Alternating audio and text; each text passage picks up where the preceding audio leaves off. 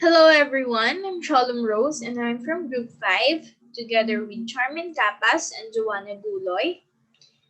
Before we start and present our new lesson for this week, let us start with the devotional.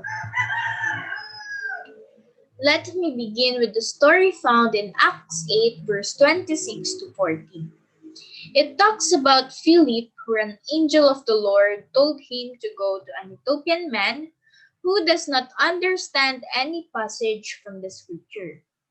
So Philip went there, guided and filled by the knowledge of God, because he relied on God's will and wisdom.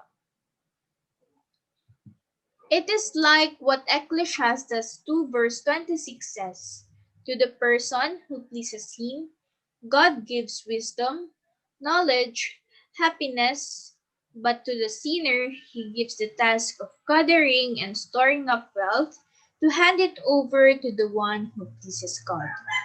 This too is meaningless, a chasing after the wind. Wisdom must be acquired from God because if not, it is in vain.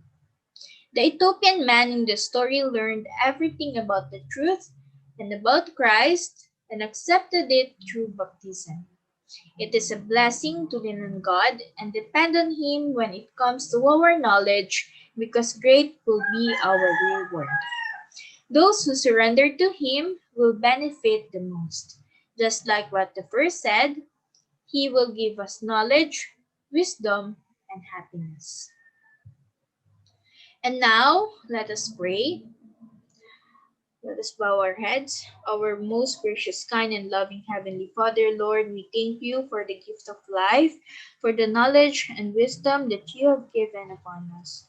Father, as we have our new lesson for this week, may your Holy Spirit be with us to guide us, and may you give us the knowledge and wisdom that we need.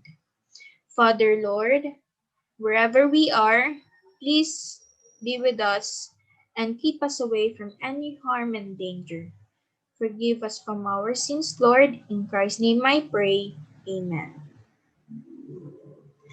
Okay, before we start, let us show you a video as an introduction of our topic.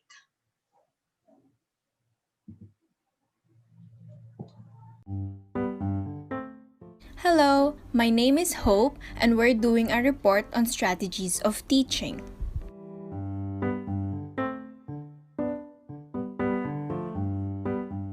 After an excellent presentation, have you ever heard someone comment, "Now there's a born teacher"?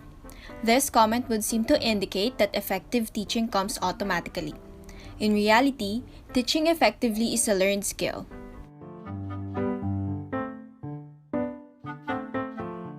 The development of this skill requires knowledge of the educational process, including the instructional methods available and ways to use them with a variety of learners and settings. Stimulating and effective learning experiences are designed, not accidental.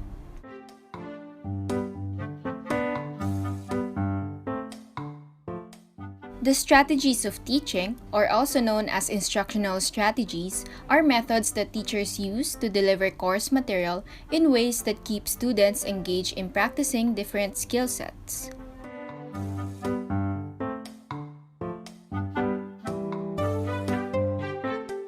Many kinds of instructional strategies are employed to achieve teaching and learning goals and support different kinds of students.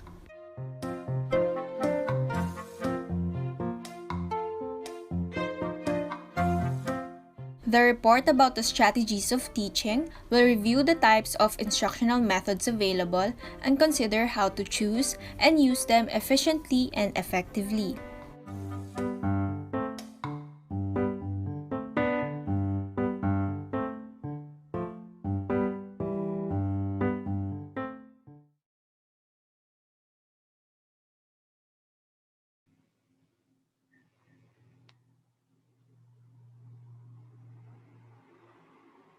Okay.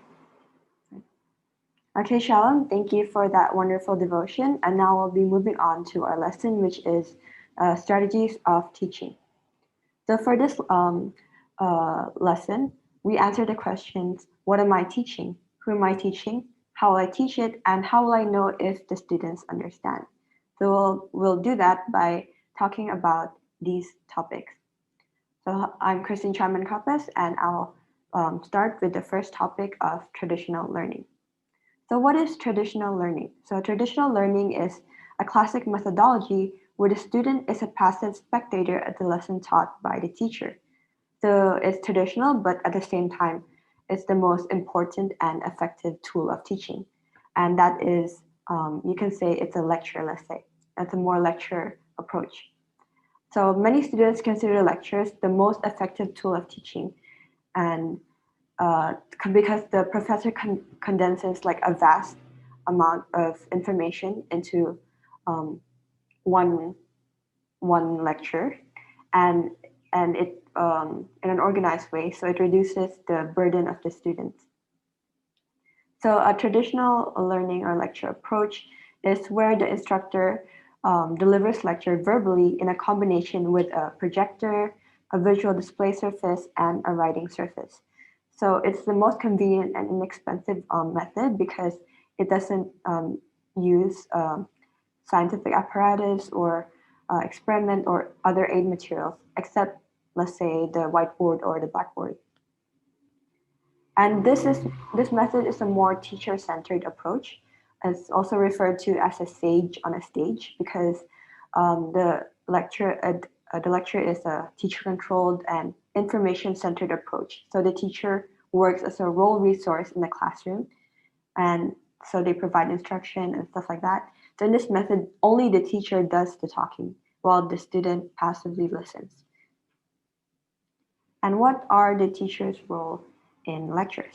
So the main emphasis of the lecture method is the presentation of the content. So in this method, the teachers plan and control the whole teaching and learning process. So they use appropriate language and manner of presentation according to the nature of the students. They also select audiovisual aids and instructional materials. They plan motivational technique. They anticipate certain difficulties and problems during the lecture, and they find suitable solutions and alternatives to these barriers to a successful lecture. Next, we have the steps of the lecture method. We have the introduction, body, and conclusion. So first, the introduction must be short and sweet. So it should be done very briefly, and it shouldn't go on for too long or go off on a tangent because if it is executed poorly, it can kill off the enthusiasm of the student for learning. Next, we have the body, which must be organized. So the teacher must have a framework that they follow in logical steps so the students can obtain the information in an organized way. And lastly, we have the conclusion, and this is where the educator must highlight points. So they summarize the points presented, they form generalizations, and they give implications. And what are the advantages and disadvantages of this method? So first, first advantage, the duration of learning can be controlled, and it helps the development of concentration, the habit of concentration among students. Lectures can be used to meet the specific needs of the audiences. It also can be used to condense a huge amount of information and can be presented to a larger audience. And also, lectures can appeal to students who learn best by listening. So, effective communicators or auditory learners.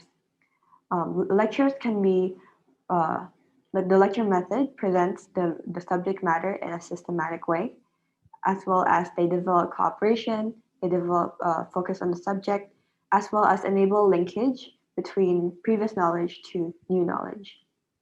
And what are the disadvantages of this method? For this method, lectures would be suitable only for effective communicators. So reading the material on the slide is not effective in lectures. And students are made passive in lectures and they cannot give feedback to the teacher. Teachers would presume that all the students learn at the same pace and are at the same level of understanding, which is not true. So individual differences are not taken into consideration. And we have limited content, as well as it encourages full dependency of the students on the teacher. And of course, we have the summative assessment, which are the tests and, and quizzes and such. The next strategy of teaching is activity-based. So activity-based learning is defined as a learning process in which students are constantly engaged. So it is a setup where students actively participate in the learning experience rather than sit as passive listeners, like in the previous topic we talked about in traditional learning. So it occurs when um, knowledge is mutually constructed with others, when learning is collaborative and co-constructed between the learner and his or her social environment, when motivation results from negotiations with others and from social historical resources available in the physical environment. That supports both the collective and individual development. And it occurs when activities are authentic and are planned to engage learners so that they will work with a variety of materials and share with others as they develop meaningful ideas and identities of themselves. It also occurs when peers or the other learners of the social environment contribute to knowledge construction by sharing definitions as well as identifying the affordances within the tasks at hand. And what is the teacher's role in activity-based learning? So the teacher's main role is coaching and facilitating student learning and overall comprehension of the material. So the educator is also responsible for the measurement of student learning through both informal and formal forms of assessment, such as presentation or tests or exams. So in a student-centered approach, the teacher acts as the facilitator or the guide on the side. So the learners learn from and are continually assessed through group projects, student portfolio, and class participation. Next, what are the advantages of and disadvantages of this method? So first advantage, the most important feature of the activity-based learning is learning by doing. So this method of instruction can fulfill the natural urge of a growing child as well as help them learn the lesson. Second, the method also promotes better understanding of a lesson among students since they learn the lesson by practicing the task themselves. And third, it inspires the students to apply their creative ideas, knowledge, and minds in solving problems as well as promoting a competitive spirit among them. Fourth, it helps learners psychologically so they can express their emotions through active participation in something useful. And fifth, this method also helps in developing student personalities, social traits, and interpersonal management skills. Next, we have our disadvantages. So while it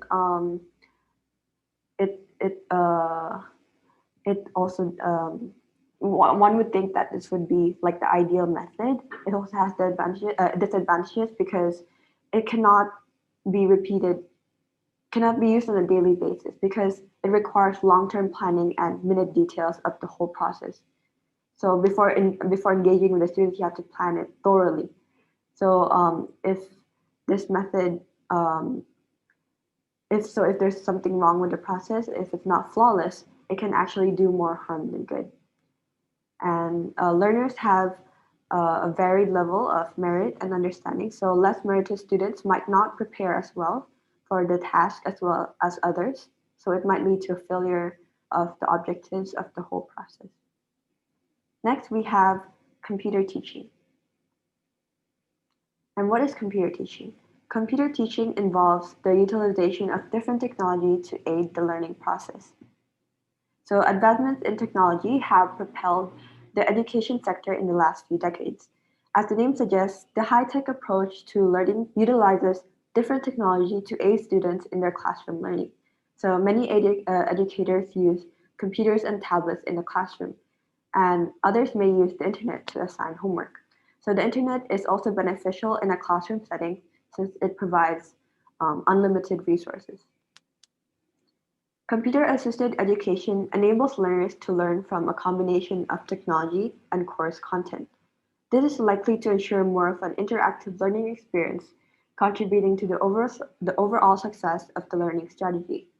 Technology in education is pivotal in our technological age, meaning that the computer-assisted education is essential for organizations. In a high-tech learning environment, students may use laptops, tablets, collaboration apps, education-based network, and software designed to facilitate gamification learning, such as Kahoot, let's say. So this simply means that the teacher makes use of the computer and its allied systems to take classroom lessons. So that teachers can use different softwares for this purpose. In a high-tech classroom, pupils have access to lectures or direct instruction via online videos, and then they complete the assignments in class. So they learn the lesson before class, and then in the class they do the activities. So some educators choose to record their own videos and upload them to a school portal so that students can access them, whereas others rely on pre-made videos which are already available online, so such as YouTube or Khan Academy. And what are the advantages and disadvantages of this method? So first advantage, classwork can be scheduled around work and family time. It reduces travel time and travel costs for off-campus students. And third, students may have the option to select learning materials that meet their level of knowledge and interest. And fourth, students can study anywhere they have access to computer and internet connection. And fifth, self-paced learning modules allow students to work at their own pace. And what are the disadvantages? First, learners with low motivation or bad study habits may fall behind. Second, without the routine structures of a traditional class, students may get lost or confused about course activities and deadlines. And third, students may feel isolated from the instructor and classmates. Fourth, instructor may not always be available when the students are studying or need help. And fifth, slow internet connections or older computers may make accessing course materials frustrating. Next, the strategy of teaching is flipped learning. And what is flipped learning?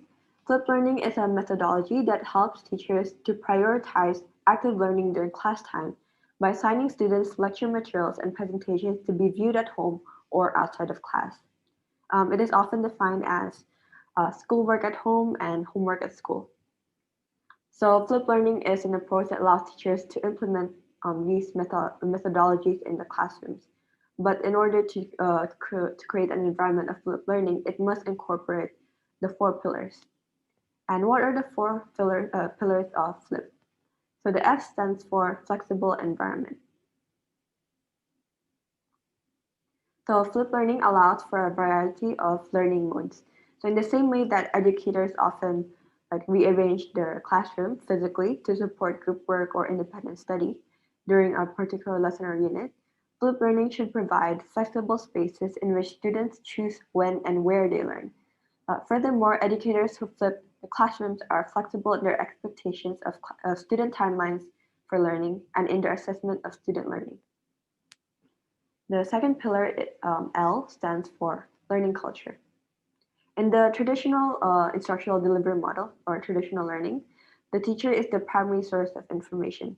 But by contrast, the flipped learning model deliberately shifts instruction to a learner-centered approach.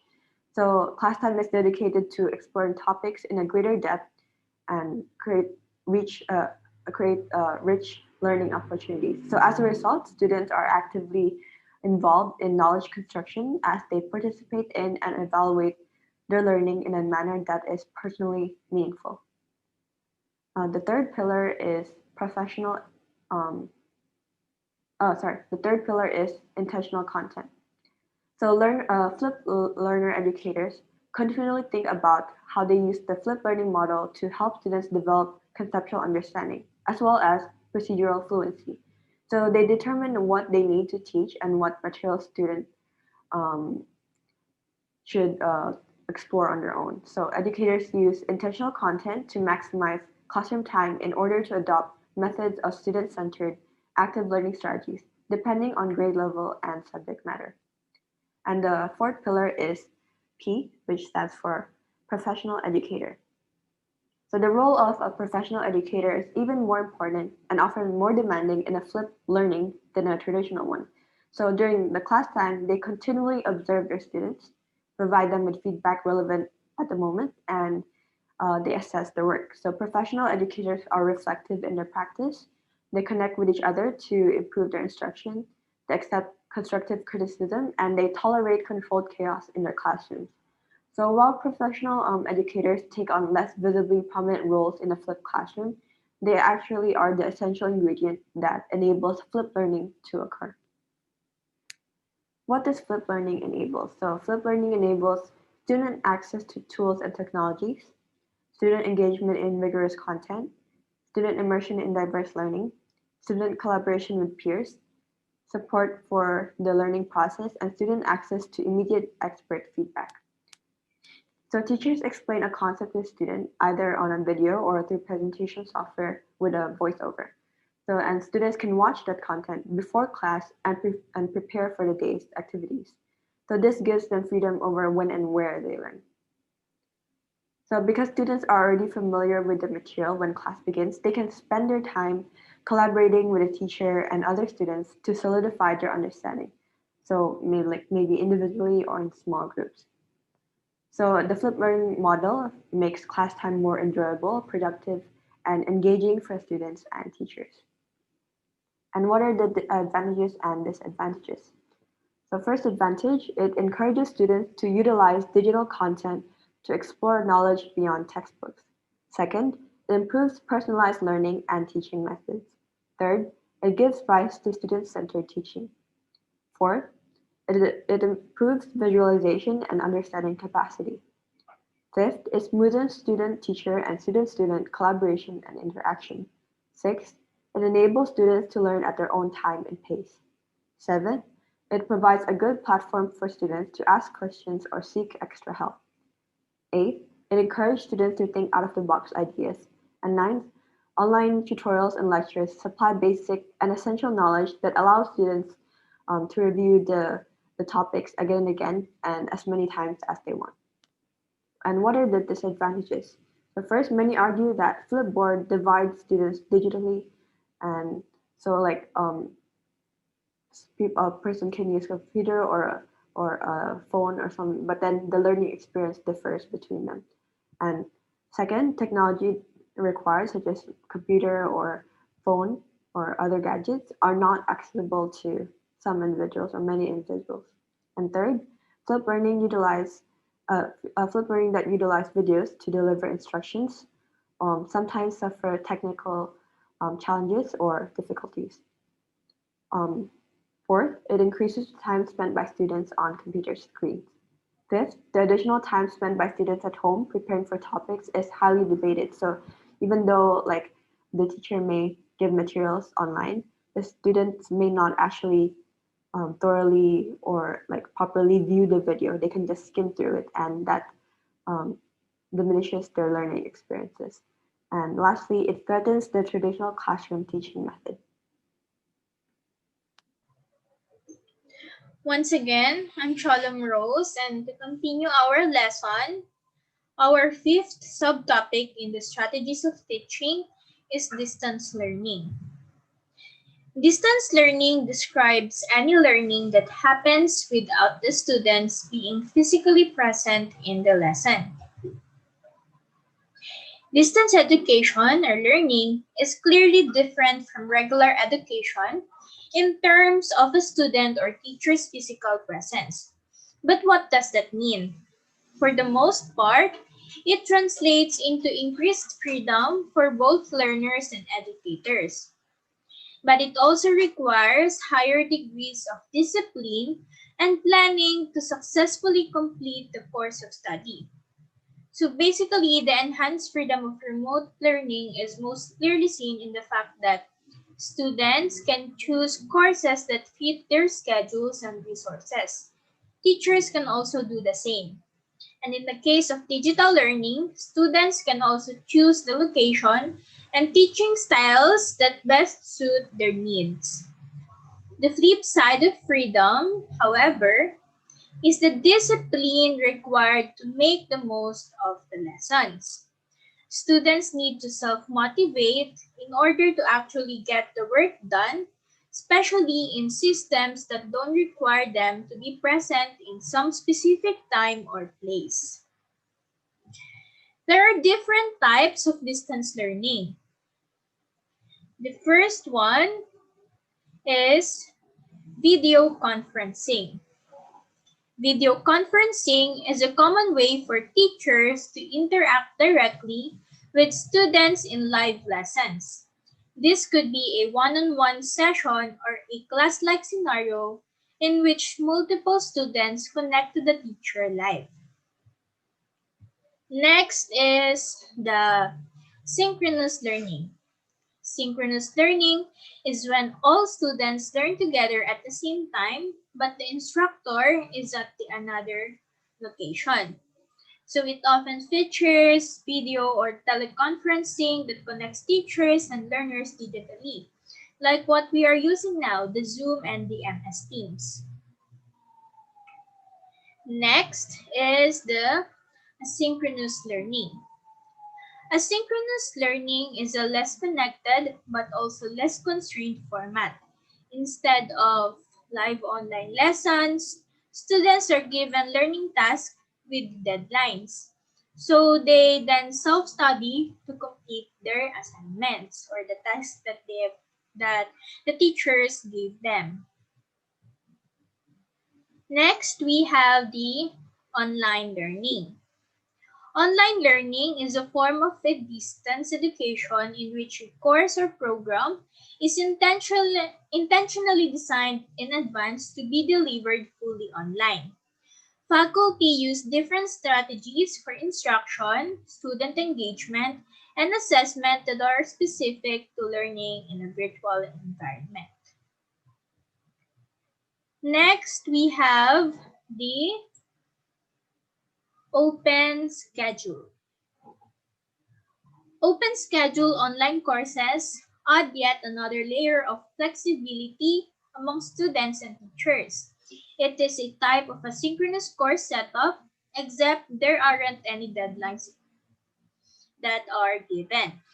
This is ideal for learners with other demands of their time, such as professionals or stay-at-home parents.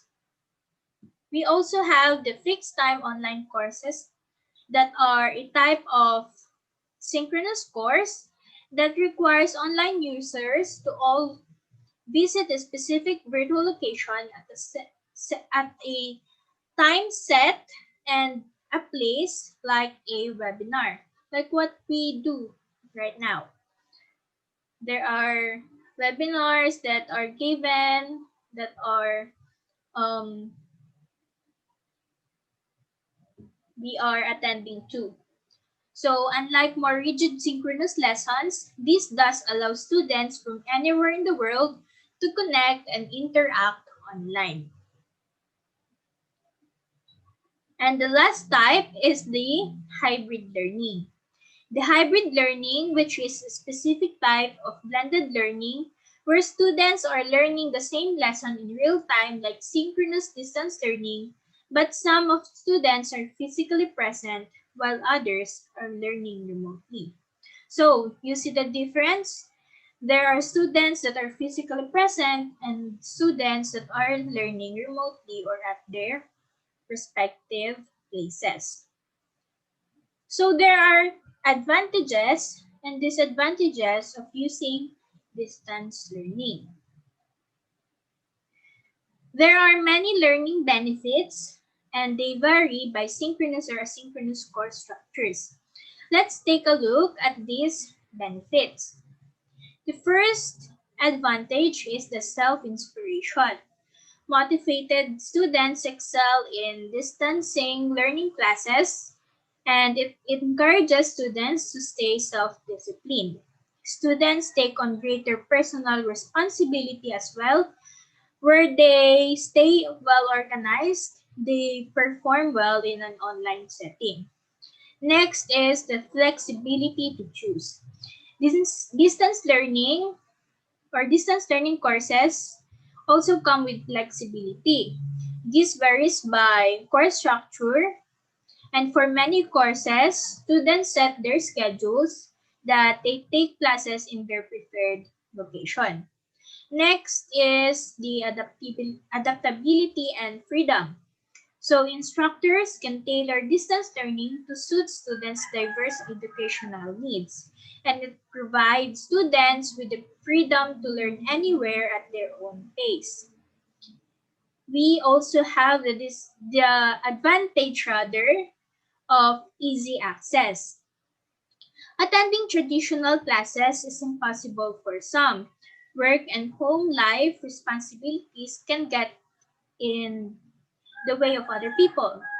Distance learning provides easy access to education.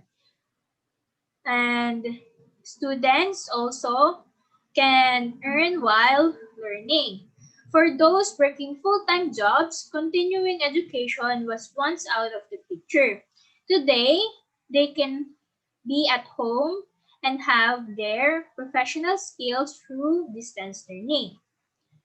We also have the money and time savings. Distance learning also saves money and time, like what I've said, for students and of course to some instructors because they don't have to worry about traveling, and roaming around the campus. They don't have expenses related to gas, car maintenance, or parking either. Single parents can also avoid childcare costs and still have a valuable learning experience. Distance learning courses often provide learning materials online, so students can have textbooks that cost from the mix too. This cost alone can save learners hundreds of dollars per semester. So next, we have virtual trips. Distance learning allows students to take virtual trips, and these trips let students experience places related to the curriculum. Students can also learn in interactive ways through those experiences. Virtual trips are an exciting way to engage students and are interactive tools for many instructors to rely on to increase engagement. And lastly, we have the communication with other educational institutions. In certain cases, however, distance learning is not just required but the best possible option for other people. There are times when the advantages of remote education really have a chance to shine. So if there are advantages, we also have the disadvantages. The benefits of distance learning are clear to us, but there are some disadvantages when it comes to this learning approach too. First is the difficulty staying motivated. For many people or students, not having a classroom and set classroom times can make it difficult to remember to check in or even to want to check in, just like me. I'm having a hard time. It's important for you to have all the motivation necessary within yourself to look at the website, complete the assignments, and get them in on time, even though everything is still required to be completed on a timely basis, just like with a more traditional classroom atmosphere. Second, we have the disadvantage of difficulty staying in contact with our instructors. If you ever have trouble with assignments or questions about a lecture while in a traditional class, it's generally quite simple to talk to your instructor, to our professors before or after class, or schedule meetings online at a different time. When you're distance learning, however, you're going to have more difficulty getting in touch with our instructor. So it requires patience for us, both the students and the instructors. Third, we have the disadvantage with regards to difficulty interacting with peers. So because there's no classroom and therefore there's no ability to work on group projects or even converse with fellow students in a face-to-face environment, it is difficult to build relationships of any kind. Fourth, we have the difficulty staying connected at all times. For those who don't have a reliable source of electricity or internet, it can be always difficult to get to a friend's house, a cafe, a library, or somewhere else where the internet access is readily available. And this kind of access is crucial for distance learning. And fifth, we have the disadvantage of having difficulty getting immediate feedback, just like what we have in having difficulty staying in contact with instructors. Feedback are essential for us, students and teachers, and it is very helpful for us to learn more. And lastly, we have the hidden costs like the big amount of electricity and internet bills, and etc. So the teacher's role in distance learning are the following. Teacher, promote autonomy and awareness of individual differences, use relevant and current information, give importance to students' thoughts and works, know how the learner can learn, have good communication and technological skills, construct student-centered learning, and collaborate with students in self-development and responsibility.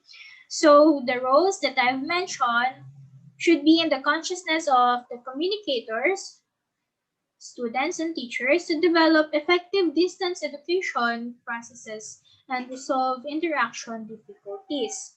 Teachers need to be more responsible as collaborative planners, communicators, and evaluators with regards to distance education.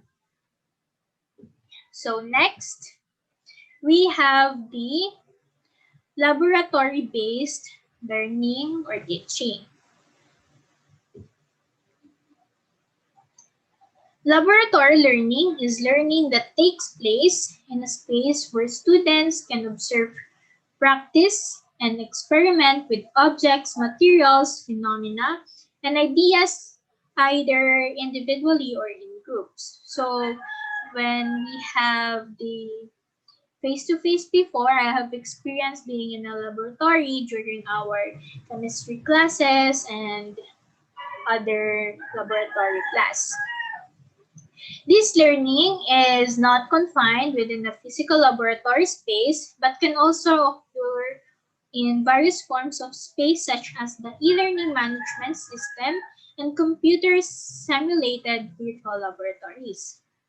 Within the laboratory, learning may occur in many ways, often through observing a case or phenomena, performing hands-on practical trainings, or conducting experiments. The primary aim of arranging laboratory learning for students is to develop the practical competence often within their area of specialization. So here it is said that laboratory teaching assumes that first-hand experience and observation and manipulation of the materials of science is superior to other methods of developing understanding and appreciation.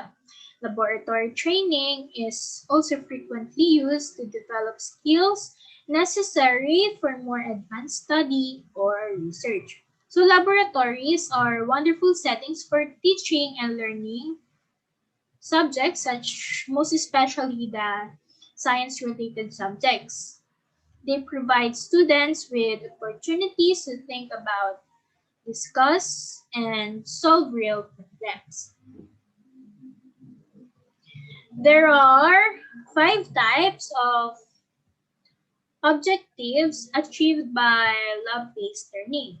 The first one is to develop skills such as manipulation, inquiry, organization, and communication.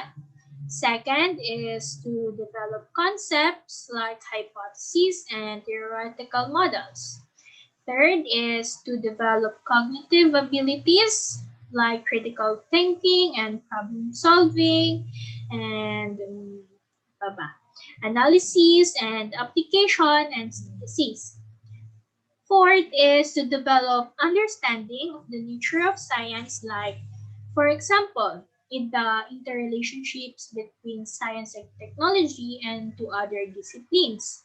And lastly, we have the fifth objective to develop attitudes such as curiosity, interest, objectivity, precision in what we do, confidence, satisfaction, integrity, and responsibility.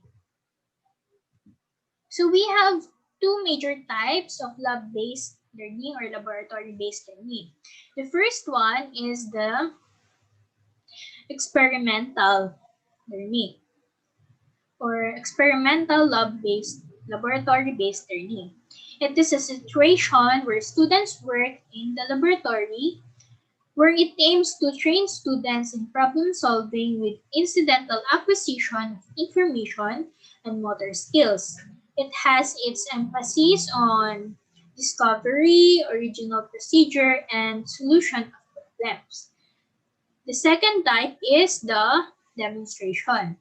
It is a process of presenting or establishing facts or principles where there is a procedure of doing or performing something in the presence of others or in the presence of professors as a means of showing them how to do it or illustrating a principle.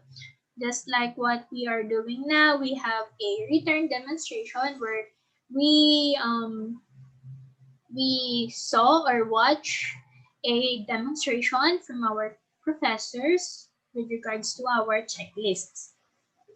Of course, lab-based learning has its advantages and disadvantages.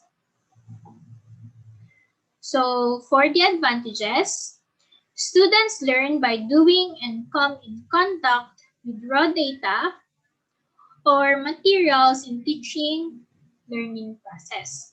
Second, students develop the power of observation and reasoning. Third, students develop the scientific attitudes, and it gives the student the understanding of what research is and how to apply the scientific method. Also, students come in contact with real-life situations that can be a preparation for solving real-life problems. For the disadvantages, there are some kinds of knowledge which cannot be verified through experiments. As a result of this, we have the limited applicability. Not only this, generally it is found that teachers do not allow the students to make experiments independently as it involves certain kind of risk of occurrence of accident. And next, we have the shortage of resources where there are schools or institutions that prompt to have a problem with regards to resources as all students get involved in experiment works, but when there's necessary or essential things that needs to be acquired, the certain institution has none of it. So it is an important reason that's why this method is used to limited extent in schools. The laboratory-based method of learning is limited since it requires the use of equipment and other necessary tools and materials. Third, as every student is expected to learn by performing experiments, thus it is felt by some experts that this method expects too much from the students. In this method, students feel heavy burden on themselves and also the teachers as they do not get involved in the exploration and investigation process with their fullest capacity. capacities. And lastly, this method can only be used by experienced and well-qualified teacher. Otherwise, the probabilities of getting failure can be increased. So we are very lucky that we have our professors, our teachers here in the UP and the College of Nursing, that they are well qualified to teach us about our skills and knowledge that we need to acquire as a nursing student. So for the teacher's role in the laboratory-based learning, teachers has the role of helping the students understand the significance of each activity, provide specific instructions. Third, prompt students to recall knowledge. Fourth, use practical problems related to what is being taught. And prepare students to work collaboratively and offer enough help to students. So teachers need to be hands-on teachers when they are going to use a laboratory-based learning. So it is clear that this method can only be used by teacher when students getting education have sound of their theoretical base. That's why we have the lecture first before we have our laboratory classes. Not only this, there should be provision of enough apparatus in the school laboratory. Otherwise, the students will not get individual materials. So the equipment and materials in the laboratory-based learning should be enough for the students to learn the skills and knowledge that needs to be acquired. For the seventh subtopic, we have the clinical teaching. So clinical teaching is a form of interpersonal communication between two people, the teacher and the learner, where the teaching-learning process is a human transaction involving the teacher, learner, and learning group in a set of dynamic interrelationships. Teaching is a human relational problem. Clinical teaching is an individualized or group teaching to the nursing students or other students of other professions in the clinical area by educators, staff, clinical nurse, clinical manager, in preparation of professional practice. So the clinical setting is a place where the students come in contact with patient or consumer for the purpose of testing theories and learning the skills that they can acquire only by experiences. So who are involved in clinical teaching? The patient, the learner, or the student, and the clinical teacher. There are three principles of clinical teaching. The first principle is that clinical education should reflect the nature of the professional practice. Second is that clinical teaching is supported by a climate of mutual trust and respect. Third is that clinical teaching and learning should focus on essential knowledge, skill, and attitude. So clinical teaching is an intense personal and interpersonal experience. There are certain rules and principles governing the roles that teachers and learners assume and the ways that they play out these roles together. So clinical teaching is a vehicle that provides students with opportunity to translate basic theoretical knowledge into learning of variety of intellectual and psychomotor skills needed to provide patient-centered quality nursing care. So it is very important that we have clinical teaching or clinical exposure learning as we are in this field in the nursing profession. So there are different types of clinical teaching with its advantages and disadvantages.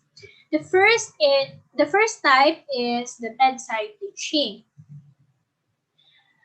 The bedside teaching is a method of clinical teaching which is carried out by either the group that visits the patient or the patient is brought to the conference room in order to study problems associated with a particular disease or disorder.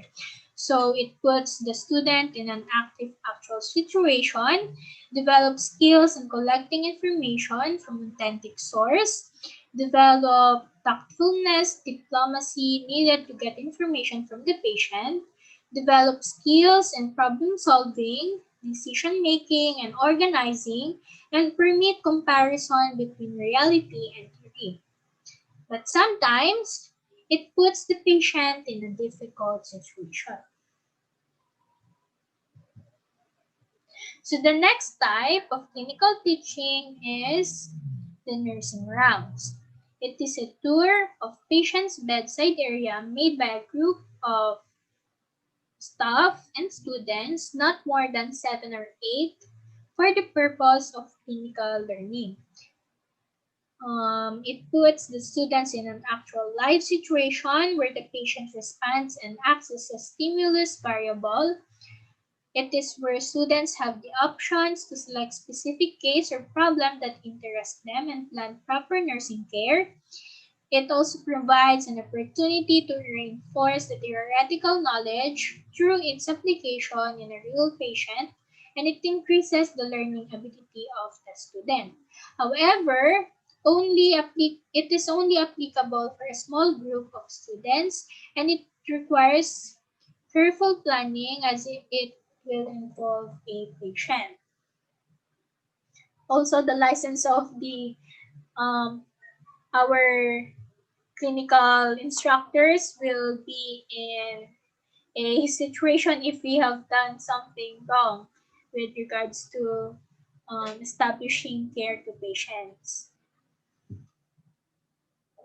So next, third, we have the nursing shift reports, where nursing care reports are written orally, are written or orally summary of or are written or orally presented as the summary of the nursing actions taken in relation to patient's care. So, nursing shift reports aids in studying health condition, shows the progress in reaching goals, and provides quality and continuity of work from one shift to another.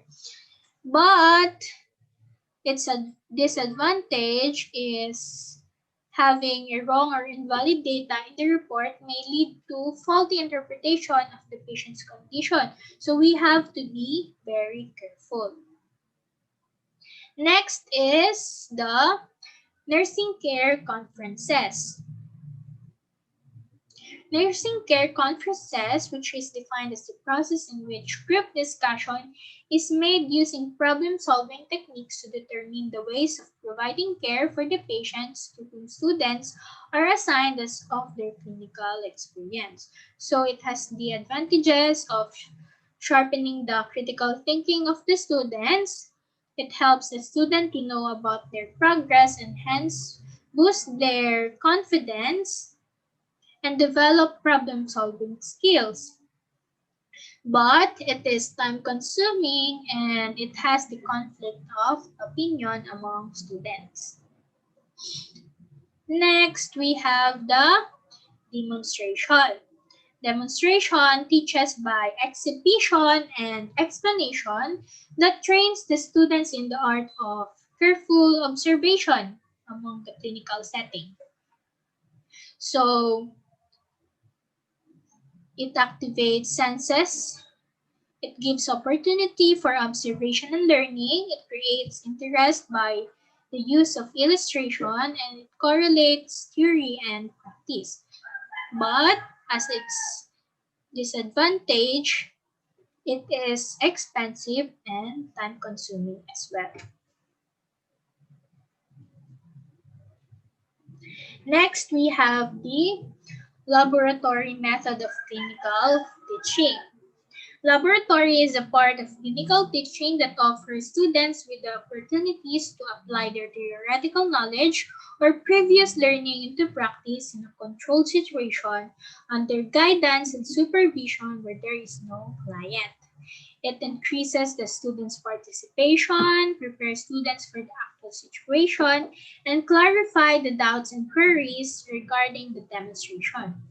But as its disadvantage, of course, it costs budget and it is time consuming and there might be a lack of apparatus that's not enough for every student. And lastly, we have the field trip. So field trip gives natural stimulation and motivates the learner to be more interactive and creative. The monotony and boredom of classroom teaching is eliminated through this type of clinical teaching. But if the field trip is not planned well, the specific learning objective will result in waste of teaching learning resources. Also, field trips are expensive and it costs the safety and security of the student. So, for the teacher's role in clinical teaching, we have them as the supporter, challenger, the facilitator, the coordinator, the manager, the expert, the observator, or the evaluator. So as the supporter, they approve of, encourages, and engages the students. For the facilitator or coordinator, they make an action or process easy or easier for students learning. As a manager, they have the comprehension and authoritative knowledge and the skill in a particular area that they may impart to every student. And lastly, as the observer or evaluator, they watch and evaluate the students and the procedures that they are making. So those are the three subtopics under the strategies of teaching. That is my part. I proceed with the report, let me introduce myself. I am Cheska Goloy and I will be discussing the last four teaching strategies for this report. So let's continue. Now we have the blended teaching learning. This method of learning is a mixture of learning methods that incorporate multiple teaching models, most frequently e-learning and traditional face-to-face learning. Blended learning is a natural development to the growing accessibility of e-learning, online resources, and the continued need for a human component in the learning experience. A blended learning approach ensures that the learner is engaged in driving his or her individual learning experience. This approach also helps cater to the individual needs of the learner. Most students have unique learning styles, and the blended approach is more likely to cater to those needs than a traditional classroom teaching experience. So basically, blended teaching learning is a term used to describe the process of combining online learning tools along with traditional classroom methods. These learning methods are about more than adding computers or tablets into a classroom, but they are about changing the way both teachers and students approach learning. Now for the blended teaching learning models. So first, we have the face-to-face driver model. This blended learning model targets students who demonstrate skills either below or above grade level, allowing them to receive additional instruction through a computer program. This is ideal for diverse classrooms or ones entirely made up of struggling or gifted kids. Next is the rotation model. This is a variation of the learning station models that teachers have been using for years. There is a set schedule by which students have face-to-face time with their teachers and then move to online work. As a result, this blended learning environment can benefit students who have distinct learning styles and needs. This model is most used in elementary classrooms in which teachers have already and are comfortable with traditional learning stations. Next is the flex model. This model relies heavily on online instructional delivery, with teachers acting as facilitators rather than as primary deliverers of instruction. Students spend most of their time receiving individualized instruction through online resources and adaptive software instead of traditional lessons. Next is the online lab model. This model also accommodates students who need to work at an adjusted pace, but it cannot function in all schools. That's because it applies to schools that are almost entirely made up of computer labs. Students purely learn online in this model. There are no certified teachers on hand, but rather, trained paraprofessionals are the ones who supervise. And lastly would be the self-blend model. This model appeals to students who want classes outside of school, involving them signing up for online courses to take during their spare time. Gifted and driven students are generally the ones who gravitate towards this model. They often do so for advanced placement or if they are interested in a subject that goes beyond the curriculum. Now for the advantages and disadvantages of blended teaching learning. So first for the advantages, blended learning offers flexibility in terms of availability. In other words, blended learning enables the student to access the materials from anywhere at any time. Next is to access to global resources and materials that meet the student's level of knowledge and interest. Next is self-pacing for slow or quick learners reduces stress, increases satisfaction, and information retention. E-learning allows more effective interactions between the learner and their instructors through the use of emails, discussion boards, and chat room.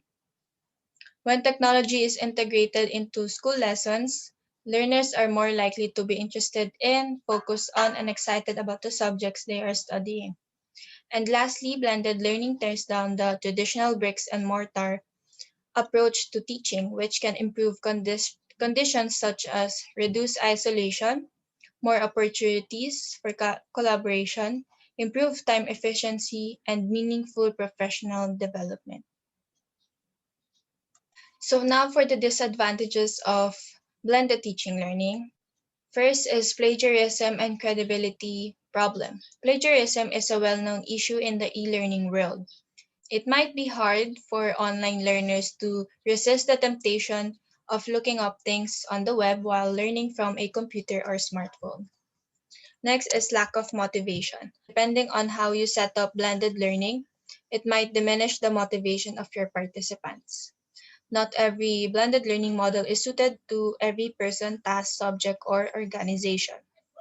And lastly, the technology can be challenging rather than useful.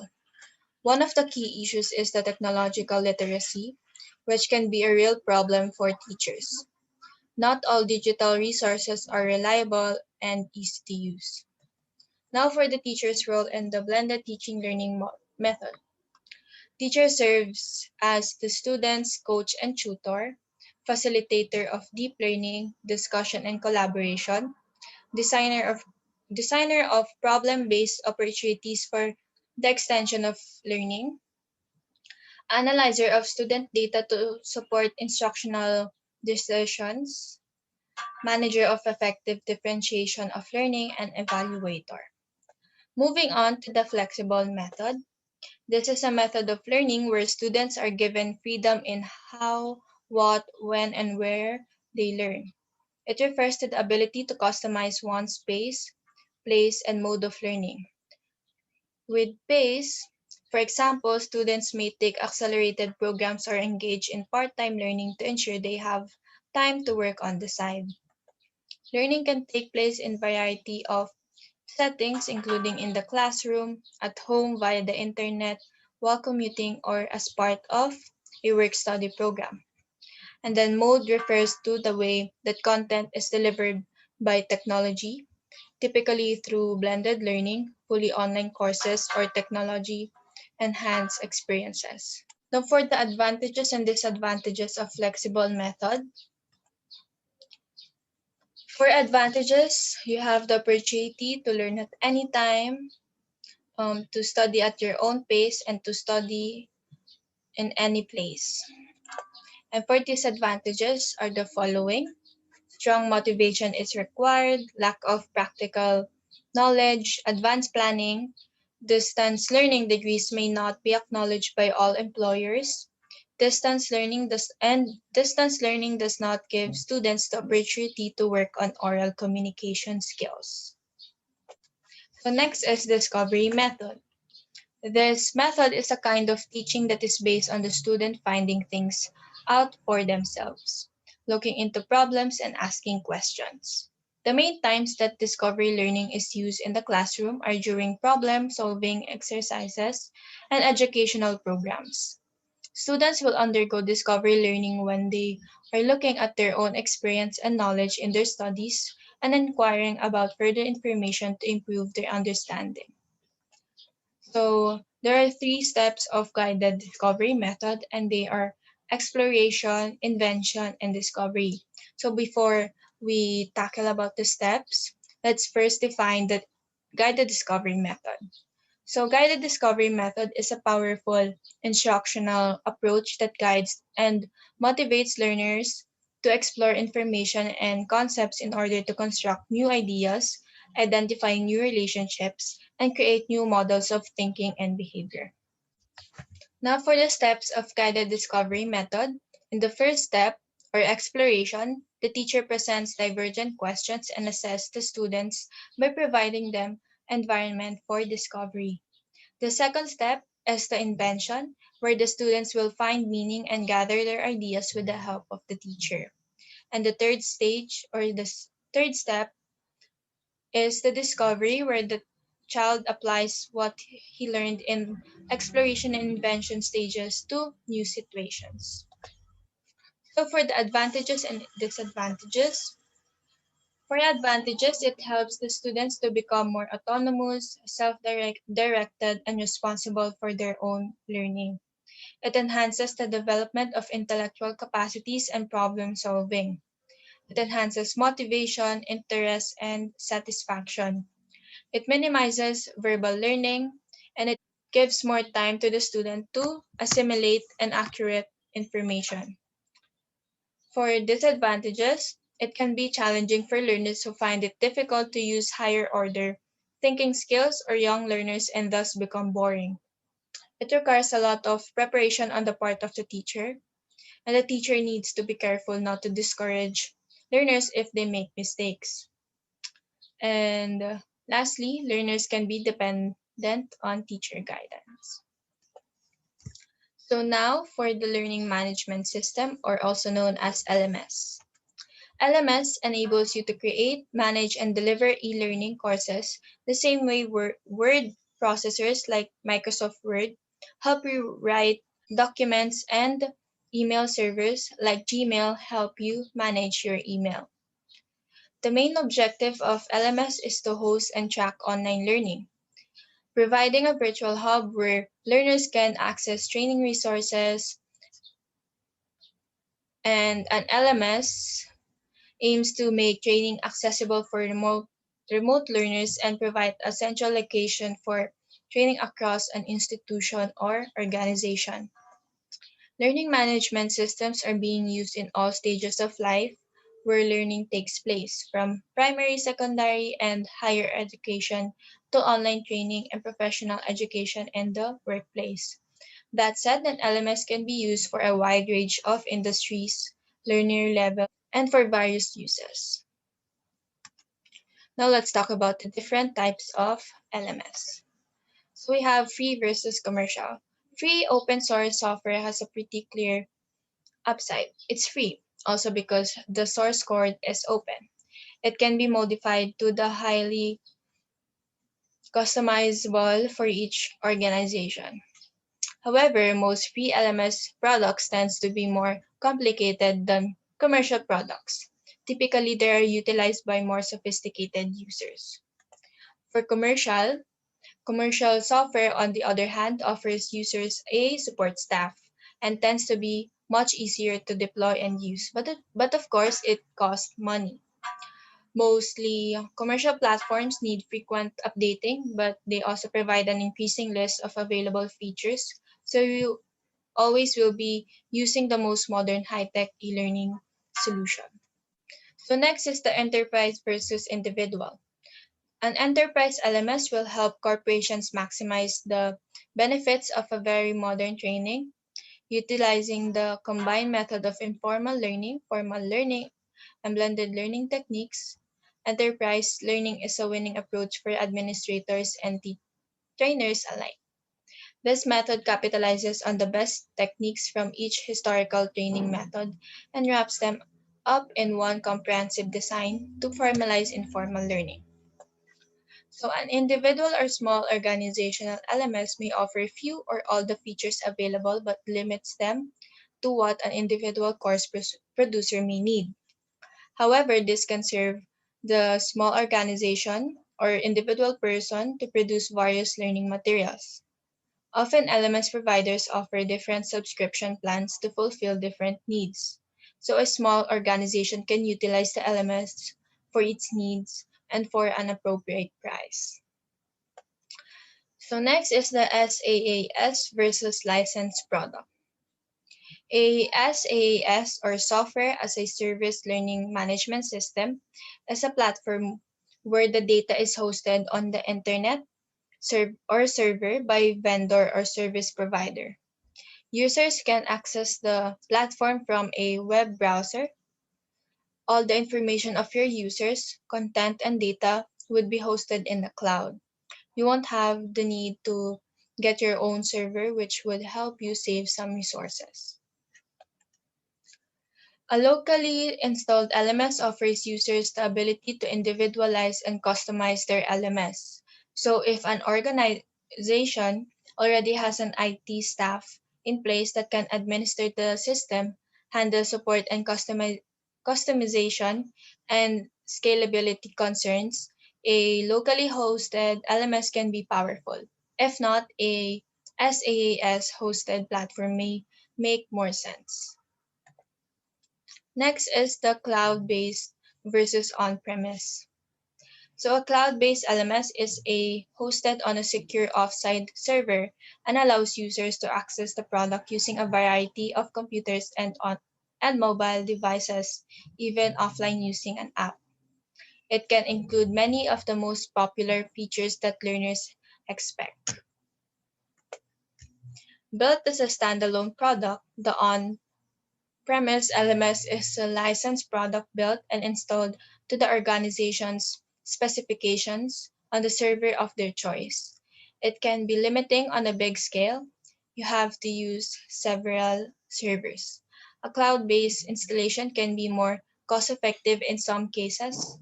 On-premise installation maintains user and corporate data on a highly secure basis. And lastly would be the integrations. As for integrations, you have systems with integrations and systems without integrations. To let data flow free, you have to look into an LMS which offers third-party integrations. So the advantages and disadvantages of LMS. For advantages, it provides unlimited access to e-learning materials. It consolidates all training information. It reduces learning costs to some types, and it integrates social learning experiences. As for the disadvantages, an LMS should not be used as a hands-off approach. If there's only one type of training on offer for a particular subject, it cannot easily accommodate different learning styles. The cost will be involved with the purchase, implementation, and setup of such a system. Training on the system will likely be required along with ongoing administrative costs. As for the teacher's role in LMS, the structure and the role hierarchy within the LMS allow the teacher to only care about training, from the creation of the training process in his course to the choice of strategies and content delivery. Within his courses of competence, in fact, the teacher has full power in relation to the creation of lessons that can be also organized according to prerequisites criteria, and addition of different types of activity and resources, both synchronous and asynchronous.